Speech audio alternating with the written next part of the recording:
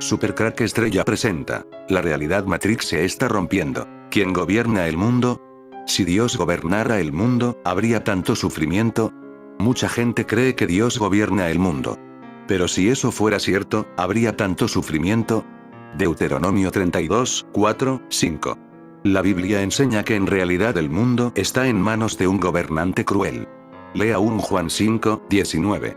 ¿Y cómo consiguió ese individuo el control sobre el mundo? Al comienzo de la historia, un ángel, Satanás, se rebeló contra Dios y les propuso al primer hombre y la primera mujer que se unieran a él, Génesis 3, 1, 6. La pareja decidió hacerle caso, con lo cual se sometió a su autoridad. El único que tiene derecho a gobernar a la humanidad es el Dios Todopoderoso, pero él quiere que la gente le obedezca por amor, Deuteronomio 6, 6, 30, 16, 19. Lamentablemente, la mayoría ha cometido el mismo error que Adán y Eva. Lea Revelación Apocalipsis 12, 9. ¿Quién solucionará los problemas de la humanidad? ¿Permitirá Dios que Satanás gobierne el mundo para siempre? De ningún modo. Y lo que es más, mediante Jesucristo, Dios remediará todo el daño que ha causado el diablo. Lea 1 Juan 3, 8. Dios le ha dado autoridad a Jesús para eliminar a Satanás, Romanos 16, 20. Entonces, Dios gobernará a la humanidad y se encargará de que viva como Él quería desde un principio, feliz y en paz. Lea Revelación 21, 3, 5. El apóstol Juan vio algo que sucedería en el futuro. La Biblia, esa gran desconocida que lo cuenta todo, pero que nadie sabe interpretar. Hay un pasaje sobre Satanás que dice así de él: Satanás el que puso el mundo como un desierto. Hoy en día escuchamos hablar del calentamiento global, y en este pasaje vemos quién es el causante. Cuando Jesús es tentado en el desierto, podemos ver cómo el diablo controla y domina el mundo. Por esta razón le ofrece a Jesús reinos. Satanás y sus ángeles caídos controlan el tiempo, pueden viajar y cambiar el curso de las cosas. En definitiva, como decían los cátaros, la realidad Matrix, donde estamos encerrados, es controlada por el diablo, y esto se puede ver en la Biblia claramente. Por esta razón dicen que el diablo que puso el mundo como un desierto, cambio climático. Pero si no te gusta la Biblia, hablemos entonces de ciencia. La ley de los contrarios dice que todo en este mundo tiene su contrario. Por lo tanto, si existe un mundo de vivos, tiene que existir un mundo de muertos, ya sea en el infierno o en el cielo. ¿Ha sentido que el tiempo pasa muy lento o, todo lo contrario, transcurre demasiado rápido? ¿Ha presentado problemas de insomnio en los últimos días? ¿Se ha sentido raro, confundido o desorientado? Para algunas personas esto puede ser una simple coincidencia, pero para otros solo es la prueba reina de que, en efecto, la realidad controlada en la que supuestamente vivimos está sufriendo fallos. El apóstol Juan vio algo que sucedería en el futuro. Vio un gran trono blanco, Apocalipsis 20, 11. El cielo y la tierra huyeron de aquel que estaba sentado en él. Esto es evidentemente una descripción de la disolución por fuego de toda la materia, incluyendo el universo entero y la tierra misma, 2 Pedro 3, 7, 12. Todos los muertos, ateos, se presentarán ante el trono. Esto significa que han sido resucitados después de 1000 años, Apocalipsis 20, 5. Poseerán cuerpos que pueden sentir dolor pero que nunca dejarán de existir, Marcos 9, 43, 48. Serán juzgados, y su castigo será proporcional a sus obras. Pero hay otro libro abierto, el libro de la vida del Cordero, Apocalipsis 21, 27. Aquellos cuyos nombres no están escritos en el libro de la vida son arrojados al lago de fuego, que equivale a la segunda muerte, Apocalipsis 20, 11, 15. No se da ninguna indicación de ninguno de los que aparecen en este juicio de que sus nombres se encuentran en el libro de la vida. Más bien, aquellos cuyos nombres aparecen en el libro de la vida estaban entre los bendecidos, porque recibieron el perdón y participaron de la primera resurrección, la resurrección a la vida, Apocalipsis 20, 6. En el Salmo 90, versículo 3, la oración de Moisés también expresa la esperanza de resurrección. Dirigiéndose al Señor él dice: vuelves al hombre hasta ser quebrantado, y dices: convertíos, hijos de los hombres. Esto fue en el jardín de Edén, y por causa del pecado original es que Dios volvió al hombre a la destrucción. A Adán le dijo: con el sudor de tu rostro comerás el pan hasta que vuelvas a la tierra, porque de ella fuiste tomado. Pues polvo eres, y al polvo volverás. Génesis 3, 19. Debido a que los hijos de Adán nacieron después que él pecó, ellos fueron imperfectos y adquirieron la pena de muerte. Pablo escribió: Por tanto, como el pecado entró en el mundo por un hombre, y por el pecado la muerte, así la muerte pasó a todos los hombres, por cuanto todos pecaron. Romanos 5:12. Pablo expresa un pensamiento similar en 1 Corintios 15, versículo 22, que dice: porque así como en Adán todos mueren. En este texto el apóstol añade: también en Cristo todos serán vivificados. Así él explica la manera en la cual el Creador dirá: regresen, hijos de los hombres. Moisés simplemente declara que Jehová quebrantó al hombre a la muerte y más tarde lo restauraría a la vida, mientras Pablo explica que la muerte llegó por Adán y que viviríamos por medio de Cristo. ¿A dónde vamos? ¿Al paraíso o al cielo? La palabra española paraíso, del griego paradeisos, viene del oriente y fue usada por primera vez por el historiador Xenofonte, Xenopón. Fue usada para describir los parques de los nobles y los reyes persas. Los traductores del Antiguo Testamento usaron esta misma palabra para traducir el pasaje de Génesis 2:8, y Jehová Dios plantó un huerto en Edén. El jardín del Edén fue obviamente un lugar sumamente hermoso, y la palabra paraíso es usada para describir la belleza del cielo. Mientras Lázaro estaba en un lugar llamado seno de Abraham, es muy probable que no hubiese podido ver al Señor. Para una mejor explicación, lea la tercera lección de Trasfondos de la Eternidad. El profeta Habacuc, hablando acerca de Dios, dijo: muy limpio eres de ojos para ver el mal, ni puedes ver el agravio. Habacuc 1:13. Isaías el profeta confirma lo mismo diciendo: pero vuestras iniquidades han hecho división entre vosotros y vuestro Dios, y vuestros pecados han hecho ocultar de vosotros su rostro para no oír. Isaías 59:2. Algunos se han preguntado por qué las escrituras se refieren al seno de Abraham y si hay alguna diferencia entre ese lugar y el cielo o paraíso. Personalmente he concluido que mientras el pecado no sea quitado del camino por la muerte de un sustituto, el hombre no puede entrar a la presencia de Dios. Cuando Cristo murió en la cruz, Dios le mostró al hombre que su relación con él fue restaurada cuando rasgó la cortina que los separaba de Dios en el templo de Jerusalén. Mateo 27:51. Este importante acto simbólico de Dios fue el heraldo de una nueva era en la que la relación con Dios fue finalmente restaurada sin ninguna separación entre Dios y el hombre. El asunto del pecado fue resuelto a través de la victoria de Cristo sobre Satanás en la cruz, y ahora Dios quiere que nosotros sepamos que la relación con él ha sido restablecida al rasgar la cortina en el templo que separaba al hombre de Dios. Algunos años después de la muerte de Cristo, el apóstol Pablo reportó haber sido arrebatado al tercer cielo, 2 Corintios 12:2, y en el verso 4 lo llama el paraíso. Mi conclusión es que los creyentes hoy van al paraíso, que es otra forma de describir el cielo. El camino se ha abierto para nosotros delante de Dios Padre, a través del regalo de la justificación que fue ganada para nosotros con la muerte sustitutiva de Cristo en la cruz. En cuanto a poder ver a los que están en el infierno, desde los cielos, yo creo que el mundo invisible del infierno será abierto ante nuestros ojos si así lo queremos. Isaías habla proféticamente acerca del final de Satanás en el infierno, con estas palabras: tú que decías en tu corazón, subiré al cielo, en lo alto, junto a las estrellas de Dios, levantaré mi trono, y en el monte del testimonio me sentaré, a los lados del norte. 14 Sobre las alturas de las nubes subiré, y seré semejante al Altísimo. Mas tú derribado eres hasta el Seol, a los lados del abismo. Se inclinarán hacia ti los que te vean, te contemplarán, diciendo: ¿es este aquel varón que hacía temblar la tierra, que trastornaba los reinos, que puso el mundo como un desierto, que asoló sus ciudades, que a sus presos nunca abrió la cárcel? Isaías 14:13-17. Los énfasis son míos. El versículo 16 del capítulo 14 nos indica claramente que nosotros seremos capaces de mirar a aquel que nos mantuvo cautivos en el pecado, porque él estará en los lados del abismo. B. 15. Este pasaje también concuerda con lo que vimos en la lección 3 concerniente a los diferentes niveles en el infierno, en los cuales aquellos que han cometido pecados terribles sufrirán más, en los que se mencionan como los lados del abismo.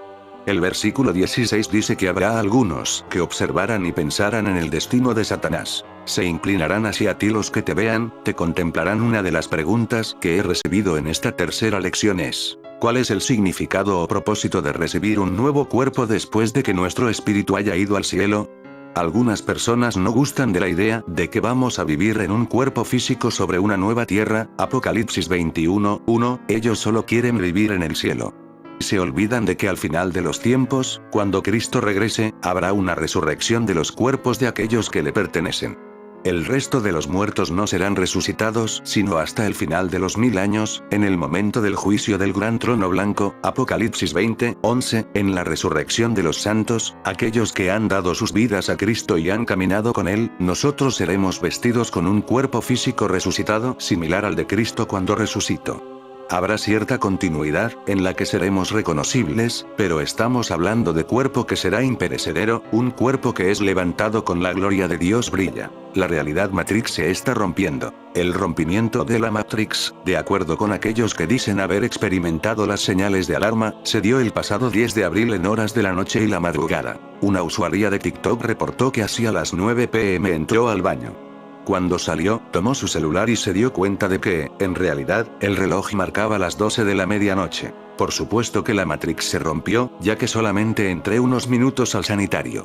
Luego me di cuenta de que varios usuarios habían estado publicando estas cosas raras, contó a sus seguidores en la red social de vídeos cortos. Otra mujer, por su parte, publicó un video contando que tuvo una pesadilla vívida y, seguido a esto, una experiencia paranormal.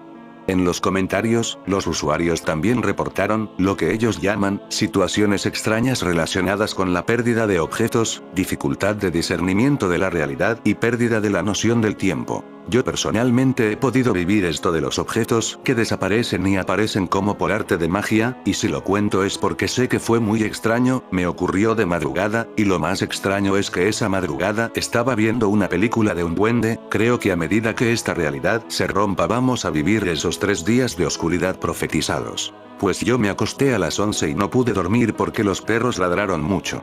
Cuando me di cuenta eran las 4:50 am y para mí solo habían pasado unos segundos, relató una joven en la publicación. La hipótesis de la simulación. Novot señala que la hipótesis que apunta a que los seres humanos viven en una realidad artificial data de muchos años atrás. Básicamente, es la idea kantiana de la experiencia como fenómeno, siendo el mundo real inaccesible, explica el portal especializado. Sobre esta misma idea se sustentaría el velo de Maya de Schopenhauer o la cueva de Platón. En el año 2003, el filósofo sueco de la Universidad de Oxford Nick Bostrom volvió a poner el tema sobre la mesa, de la mano de su investigación Are You Living in a Computer Simulation? En ella, el investigador abordó la posibilidad de que la realidad humana fuese producto de una simulación elaborada por una civilización ultraevolucionada. Qué bien podrían ser los ángeles caídos según mi teoría. La Matrix es un concepto que, poco a poco, ha ido adhiriéndose a la cultura popular en muchas partes del mundo. Hace referencia a una especie de realidad virtual compartida o, como menciona la película homónima, un mundo de sueños controlado de manera artificial. Según los expertos y aficionados, la Matrix puede sufrir fallos que dan cuenta de que el mundo en el que vivimos, tal vez, no es tan real como parece. Son, entonces, una especie de indicar de irrealidad que supuestamente permite distinguir vagamente entre lo creado y lo controlado. Son muchas las personas que mantienen este escepticismo sobre la verdadera naturaleza realidad. De hecho, recientemente el tema fue puesto sobre la mesa, luego de que varios usuarios en TikTok reportaran situaciones que darían cuenta del rompimiento de la Matrix el pasado 10 de abril. Asmodeo, el diablo que construyó el templo de Jerusalén. Sin duda, lo que más llama la atención de la iglesia de Rennes-le-Château es la talla del demonio Asmodeo sujetando la pila de agua bendita. Según el Talmud, el libro sagrado de los judíos, Asmodeo fue atrapado por Salomón y obligado a construir el templo de Jerusalén. Francia Rennes-le-Château Berenger-Saunière Iglesia interior Asmodeo. En teoría, la imagen está llena de pistas a descifrar, desde la inscripción PS en lo alto hasta la posición de las manos. Según un panel del museo, la mano izquierda haría referencia a la fecha del 17 de enero, la fecha de la muerte de Marie de Negre-Dablessy, ¿coincidencia? La del ataque de apoplejía del abad. Bueno, el diablo llamaba la atención, sí, al pasado, porque el 23 de abril de 2017 sufrió un ataque con un hacha y acabó decapitado y sin un brazo. Francia Rennes-le-Château Berenger-Saunière Iglesia, interior Asmodeo detalle. Via Crucis. Al revés, error premeditado. Otro elemento que llama la atención es que el Via Crucis del interior de la iglesia esté colocado al revés y que en cada estación haya un error premeditado. Desde la entrada de Jesús en el sepulcro de noche con luna llena hasta un niño arropado con una manta de diseño escocés. Los dominios de Berenger-Saunière. La casa del párroco se ha convertido en un museo dedicado al misterio que le rodea. Nada como una buena leyenda llena de sociedades secretas, tesoros ocultos y mucho dinero para atraer al turismo del que se nutre la población. Evidentemente, todo el misterio queda sin resolver, pero sí que es posible ver lo bien que se trataba el abad Sauniere y los lujos que se permitió. Francia Rennes le Château au Berenger Sauniere habitación. Además de ese rectoral, los dominios de Berenger Sauniere incluían la Villa Betania, donde acabó sus días su gobernanta, la Torre Magdala, una torre almenada con unas vistas increíbles que albergaba su biblioteca, un camino de ronda sobre la muralla, la Torre de Cristal, un invernadero, el jardín superior y el inferior, y el lugar en el que se encuentra su sepulcro. La ley de la unidad y lucha de contrarios es la médula y esencia de la dialéctica materialista. Por oposición a la metafísica, la dialéctica parte del criterio de que las cosas y los fenómenos de la naturaleza llevan implícitas contradicciones internas, que son la fuente del proceso de desarrollo. Mientras examinamos las cosas en forma estática, cada una aisladamente, no tropezamos con las contradicciones que llevan en sí. Pero apenas comenzamos a examinarlas en su conexión mutua, en su movimiento, desarrollo y mutación, entramos en el reino de las contradicciones. En la naturaleza siempre hay algo que nace y se desarrolla, y algo que muere y caduca. La lucha entre lo viejo y lo nuevo, entre lo que muere y lo que nace, entre lo caduco y lo que se desarrolla, constituye la ley del proceso de evolución. Lenin llamaba a esta ley la médula de la dialéctica, puesto que descubre la fuente del automovimiento y del desarrollo de la materia, y puesto que estudiando los aspectos contradictorios de los objetos, las tendencias de desarrollo de esas contradicciones, conocemos los fenómenos en su nacimiento, evolución y muerte. La unidad de los aspectos contrapuestos no es una unidad inmóvil, sino sujeta a una lucha interna. Lenin señaló que la unidad de los contrarios es una unidad condicional, temporal, relativa, y la lucha entre ellos, absoluta, como absoluto es el desarrollo, el movimiento. La unidad de los contrarios es al mismo tiempo su conexión interna, su penetración y su exclusión recíprocas, la negación mutua, la lucha. Los contrarios se excluyen y se penetran mutuamente en un solo y mismo tiempo. Aeure ambos polos de cualquier contraposición, lo positivo y lo negativo, son tan inseparables uno del otro como contrapuestos, y. No obstante todo su carácter contrapuesto, se penetran mutuamente en Engels. El proletariado y la burguesía son generados por el modo capitalista de producción, en cuyos marcos están a tal extremo relacionados entre sí que sin alguna de estas clases no es posible el modo capitalista de producción, pero a la vez se excluyen uno al otro, llevan una lucha intransigente. En el dominio de los fenómenos físicos, el ejemplo más nítido de la unidad de las tendencias contrapuestas es la atracción y la repulsión, indisolublemente relacionadas. El átomo, a la luz de la física contemporánea, es la unidad de partículas de carga positiva y negativa. Con su penetración recíproca determinan las propiedades físicas y químicas del átomo. La vida es también un proceso contradictorio. La extinción y la renovación constantes de las células es una condición de la vida del organismo. La vida es una contradicción que se crea y se resuelve incesantemente.